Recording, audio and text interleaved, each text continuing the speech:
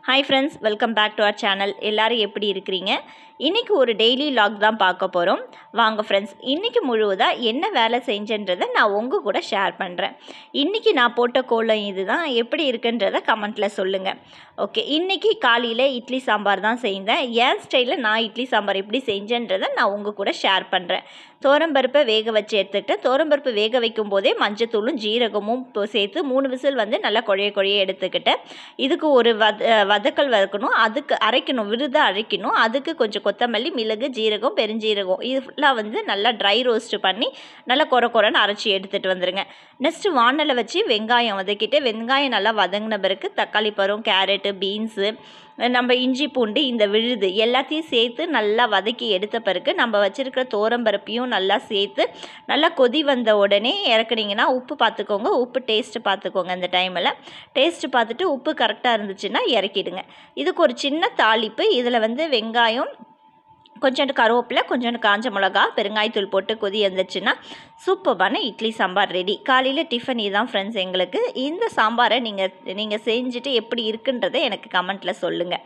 Next இது காலையில் ஏஞ்ச உடனே நான் ஃபஸ்ட்டு எல்லா பூவெல்லாம் பறித்து சாமிக்கு கொஞ்சம் வச்சுடுவேன்.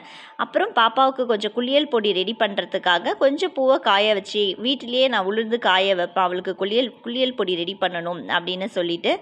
இப்போது இந்த ரோஜா செடியில் எங்களுக்கு பூச்சி பிடிச்சிருக்கு ஃப்ரெண்ட்ஸ். ஸோ இந்த பூச்சி பிடிக்கல் எப்படி எடுக்கலாம் அப்படின்னு யாருக்காச்சும் தெரிஞ்சதுன்னா எனக்கு கமெண்ட்டில் சொல்லுங்கள். ஏன்னா எங்கள் ரோஜா செடியில் ஃபுல்லாக பூச்சாக இருக்குது. யாருக்காச்சும் இதுக்கு சொல்யூஷன் தெரிஞ்சதுன்னா கண்டிப்பாக சொல்லுங்கள். சரி ஃப்ரெண்ட்ஸ், பூவெல்லாம் பறித்து சாமிக்கு வச்சுட்டு இப்போது காய்கறி தீர்ந்ததுன்றதுனால நம்ம மார்க்கெட்டுக்கு வந்திருந்தோம். மார்க்கெட்டில் எப்பயுமே வாங்குகிற கடை இது தான். நாங்கள் ஆக்சுவலாக என்ன கேட்டிங்கன்னா மார்க்கெட்டில் போய் நம்ம காய்கறி வாங்குறத விட இந்த நம்ம போகிற வழியில் விற்கிறாங்க இல்லையா, அங்கேயே ரேட் கம்மியாக தான் இருக்குது ஃப்ரெண்ட்ஸ். ஏன்னா நானும் பார்த்துட்டேன். வழியில் வாங்குகிற ரேட்டே எனக்கு கொஞ்சம் ஓகே, நார்மலாக இருக்குது. சரி, ஆனால் அன்றைக்கி நம்ம வெளியில் போகிற வேலையாக இருந்ததால் சந்தையில் போய் நம்ம வாங்கிக்கிட்டு வந்தோம். கருவேப்பிலை, கொத்தமல்லி, புதினா, உருளைக்கிழங்கு எல்லாமே வாங்கிட்டு வந்திருக்கேன்.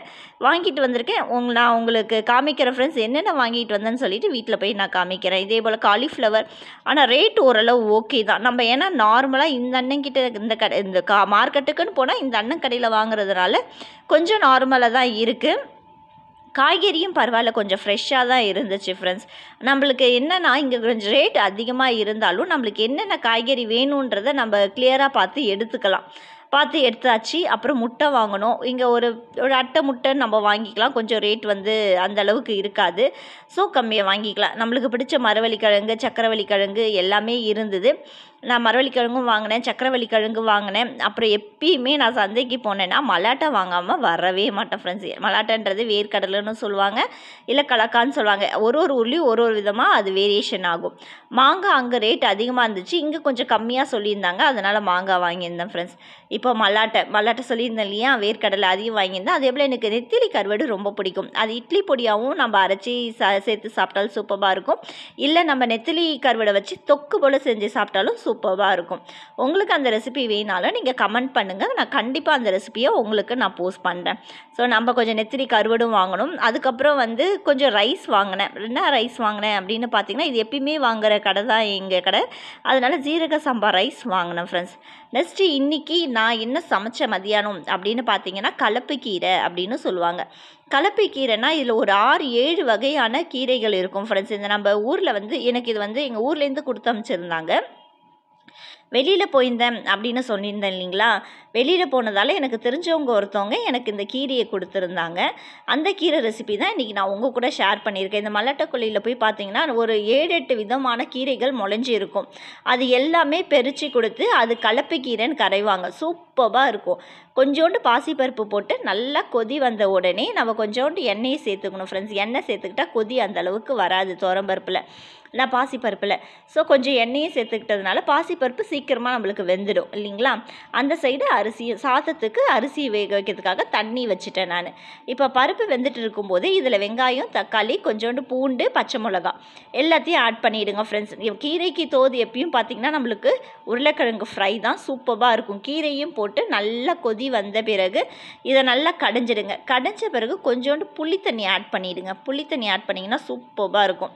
புளி தண்ணி ஆட் பண்ணி கடைஞ்சிட, ஏன்னா புளி தண்ணி பச்சை வாடை அடிக்கும். அதனால் தாளிச்சிட்டு ஒரு 2 கொதி விடுங்க. கொஞ்சோண்டு காஞ்ச மிளகா பெருஞ்சீரகம் போட்டு நல்லா ஒரு கடைஞ்சிட்டு கொதிக்க விடுங்க. கொதிக்க விட்டிங்கன்னா சூப்பராக இருக்கும். இது கலப்பைக்கீரைனா இதில் ஒரு 6-7 வகையான கீரைகள் இருக்குது ஃப்ரெண்ட்ஸ். உங்களுக்கு இதை பற்றி டீட்டெயில்ஸ் வேணும்னாலும் நீங்கள் கமெண்ட் பண்ணுங்கள், ஷோராக நான் உங்களுக்கு சொல்கிறேன்.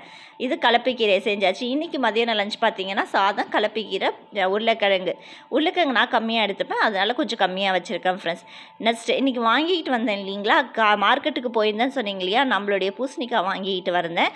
பூசணிக்காவில் நம்மளுக்கு அவ்வளோ ஹெல்த் பெனிஃபிட்ஸ் இருக்குது. நான் உங்களுக்கு ஐகானில் இந்த பூசணிக்காவோட டீட்டெயில்ஸ் ஹெல்த் பெனிஃபிட்டை சொல்லியிருக்கேன், நீங்கள் கிளிக் பண்ணி பாருங்கள். நம்மளுடைய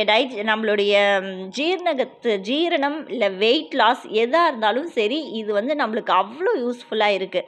ஸோ உங்களுக்கு ஆனால் கொஞ்சம் சளி கோல்டு இருந்துச்சுன்னா கொஞ்சம் பார்த்து சாப்பிடுங்க. ஏன்னா சைனஸ் அவங்களுக்கெல்லாம் இந்த பூசணிக்காய் சாப்பிடக்கூடாது. வெயிட் லாஸ் பண்ணணும், நீங்கள் ஹெல்த்தியாக இருக்கிறீங்க, வெயிட் லாஸ் பண்ணணுன்னா கண்டிப்பாக நீங்கள் வந்து பூசணிக்காவை வெறும் வயிற்றில் எடுத்து சாப்பிட்டு பாருங்கள், சூப்பராக இருக்கும். முட்டை வாங்கிக்கிட்டு வந்திருந்தேன், அதை வந்து நம்ம ஒரு முட்டை பாக்ஸில் எடுத்து வச்சிடலாம் ஃப்ரெண்ட்ஸ். ஏன்னா முட்டை உடஞ்சிரும் இல்லையா. நான் ஒரு அட்டையும் வாங்கிக்கிட்டு வந்திருக்கிறேன், கொஞ்சோண்டு வந்து லூஸ்லேயும் கொஞ்சம் வாங்கிக்கிட்டு வந்தேன். ஏன்னா இன்றைக்கி இதை சமைச்சிடலாம், இல்லை இன்றைக்கோ இல்லை நாளைக்கோ இதை முடிச்சிடலாம், அட்டையை பொறுமையாக எடுத்துக்கலாம் அப்படின்னு சொல்லிட்டு. ஏன்னா பசங்களுக்கு பிடிச்ச பொரியல்னு பார்த்தீங்கன்னா ஒன்று முட்டை இல்லைன்னா உருளைக்கிழங்கு, இது 2 இருந்தால் தான் பசங்க சாப்பிட்றாங்க. ஸோ எங்கள் வீட்டில் இது 2மே அதிகமாக தான் இருக்கும் ஃப்ரெண்ட்ஸ். இப்போது காய்கறி வாங்கிக்கிட்டு வந்தோடனே நல்லா அலசி ஒரு வெள்ளை துணியில் வந்து அழகாக அலைன்மெண்ட் பண்ணிவிடுங்க. அப்போ தான் நம்மளுக்கு வந்து காலையில் ஏஞ்சி பசங்களுக்கு சமைச்சு கொடுக்கும்போது டென்ஷன் இல்லாமல் நம்ம சமைச்சு கொடுத்துடலாம். பச்சை பட்டாணி வாங்கிக்கிட்டு வந்திருந்தேன், அதையும் நான் பிரித்து ஒரு டப்பாவில் இது பண்ணி வச்சுருக்கேன். தக்காளி பழத்துலேருந்து எல்லாத்தையுமே எடுத்து அழகாக ஸ்டோர் பண்ணிவிட்டேன். இன்றைக்கி மதியானம் ஈவினிங் பசங்க வந்துடுவாங்க இல்லையா, அதுக்கு என்ன ஸ்நாக்ஸ் அப்படின்னு செஞ்சதுன்னு பார்த்தா வடை செய்யலாம் அப்படின்னு சொல்லிட்டு, வடைக்காக கொஞ்சோண்டு வெங்காயம், மிளகு, ஜீரகம், நம்மளுடைய பச்சை மிளகா, இது எல்லாத்தையும் சேர்த்து உளுத்த மாவு எல்லாத்தையும் சேர்த்து நான் வடை ரெடி பண்ணிட்டேன் ஃப்ரெண்ட்ஸ். இதுதான் இன்றைக்கி நான் செஞ்ச வடை. பசங்களுக்கு ஒரு டீ வச்சு இந்த வடையை கொடுத்துட்டேன்னா ஈஸியாக இருக்கும். நைட்டு ஸ்நாக்ஸ் உளுத்த வடை ரெடி. இது வடைன்னு சொல்லலாம், இல்லை போண்டான்னு சொல்லலாம். எப்படி நம்மளுக்கு வாட்டம் வருதோ நம்ம அதுக்கு தகுந்த போல் பசங்களுக்கு செஞ்சு ஒரு ஸ்நாக்ஸ் செஞ்சு கொடுத்தாச்சு. இன்றைக்கி நைட்டு என்ன டிஃபன் அப்படின்னு பார்த்தீங்கன்னா, இதை வந்து நம்ம பன் தோசைன்னு சொல்லுவாங்க, இல்லைன்னா அவல் தோசைன்னு சொல்லுவாங்க. நம்ம எப்படி வேணால் இதுக்கு பேர் வச்சுக்கலாம் ஃப்ரெண்ட்ஸ். ஆனால் இது தோசையில் ஒரு ஹெல்த்தியர் வெர்ஷன். நான் ஏன் இது ஒரு சத்தான தோசை அப்படின்னு சொல்கிறேன்னா, இதை நார்மலாக நம்ம அரிசியில் செய்கிறது கிடையாது, நம்ம அவலில் செய்வோம். இது நான் இன்றைக்கி எடுத்துருக்கிறது வந்து சிவப்பு அவல். இதுக்கு காரமாக ஒரு சட்னி இருந்ததுன்னா சூப்பராக இருக்கும். அதுக்காக நான் என்ன செஞ்சுக்கிட்டேன் அப்படின்னு பார்த்தீங்கன்னா, இதில் வெறும் பூண்டு, தக்காளி பழம், காஞ்ச மிளகா, கொஞ்சோண்டு புளி ஆட் பண்ணி சமைச்சு பாருங்கள், சூப்பராக இருக்கும் இந்த தோசைக்கு இந்த சட்னி. அவ்வளோதான். இதுக்கு ஒரு தாளிப்பு நம்ம நார்மலாக கடுகு, கருவேப்பிலை இதை போட்டு தாளிச்சுட்டுக்கிட்டோன்னா சூப்பரான சட்னி ரெடி ஆகிடுச்சு ஃப்ரெண்ட்ஸ். நான் சொல்லியிருந்தேன் இல்லையா அவல் தோசைன்னு சொல்லிட்டு, இதுதான் அந்த அவல் தோசை. நல்லா சாஃப்டாக பன் ஆட்டம் இருக்கும். இது சாப்பிடும்போது அவ்வளோ சாஃப்டாக இருக்கும். நம்ம சிவப்பு அவலில் செய்கிறதுனால இது இப்படி இருக்குது. ஓகே ஃப்ரெண்ட்ஸ், என்னுடைய வீடியோ பிடிச்சிருந்ததுன்னா லைக் பண்ணுங்கள், ஷேர் பண்ணுங்கள், மறக்காமல்